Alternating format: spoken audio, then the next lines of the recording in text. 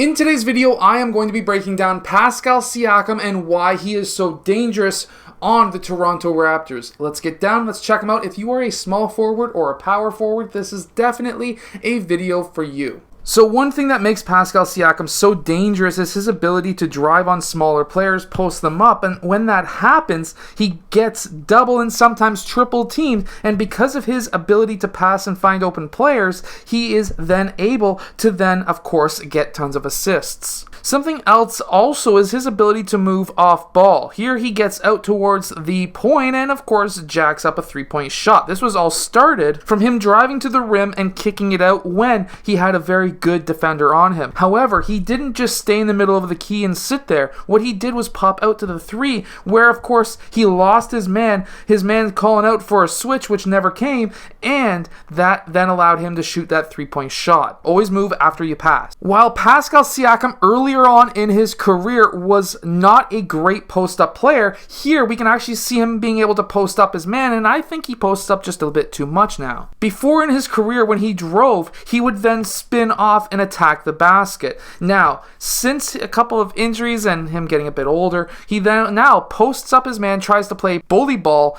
to get his man closer towards the rim so that he can turn around for his high release jump shot. The reason why his jump shot is so deadly is because when he goes up for his shot, look at how high his set point really is. He's keeping that ball well above his head, and of course when he does that, he does have that 90-degree angle on his elbow, which is important when you have a high set point, because that allows you to keep your arms in line with the rim. Being the position that Pascal Siakam finds himself in, when he uses screens, usually the defender goes underneath the screen and he's able to jack threes. Pascal Siakam's a very good shooter, but what happens is because of the position he plays, he's a center in most cases for the Toronto Raptors. Most centers will always go underneath the screen, and when that happens, that allows him to have way wide open three-point shots. Also because of the position that he finds himself with the Raptors being a multi-tall team, they are very tall and very long overall, he's able to sometimes get mismatches in the post. So coming off of this brush screen, he finds himself basically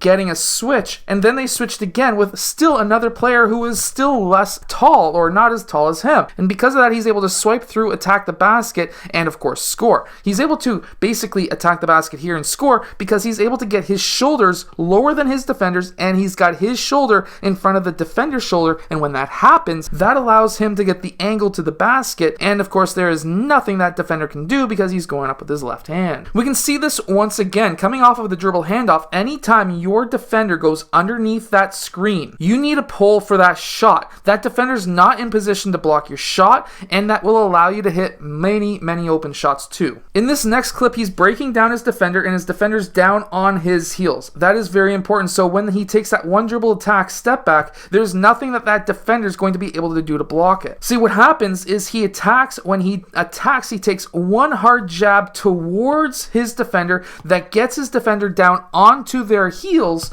which then allows him to take that step back and of course drain that mid-range shot. Pascal Siakam is also a very good player off ball when he's setting screens. Here he sets a screen for Gary Trent Jr., and because his man left, they were probably calling switch and they didn't switch, that allows him to have an open lane. He sees that and he's able to take that, and because he's got a very good point guard in Fred VanVleet, he's able to get that open dunk because Fred VanVleet's just amazing. In fact, I should really do a video on Fred VanVleet's IQ very soon. And then if Pascal Siakam has a full head of steam, he's able to get his shoulder into the chest of that defender, which backs them up, and he's able to then get to the rim quite easily. And before you say that's a foul, that's actually not a foul. When he is making that contact, his body is actually straight up, and that defender is trying to jam him underneath his body, and when that happens, you can get away with a little bit of contact there with your shoulder into their chest. And of course, when you stretch out with especially the length that he has, you can really get some easy layups. Let's not forget, in the high post, you can really hurt a team by doing some quick jab and shot fakes, and as soon as you take that shot fake and your man gets up into the air, you need to attack. You need to attack hard. Here he swipes through,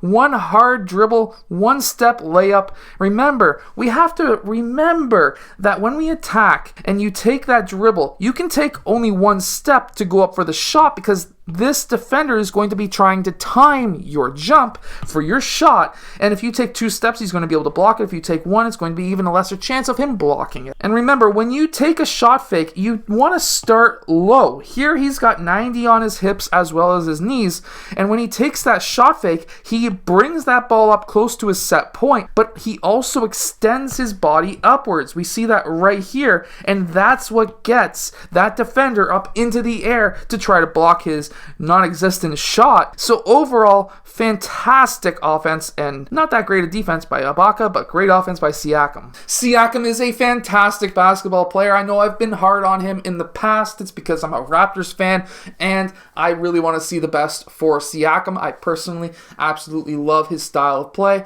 Anyways, I hope that you've enjoyed today's video. If you have, hit that like button, subscribe, and I'll see you guys again next time.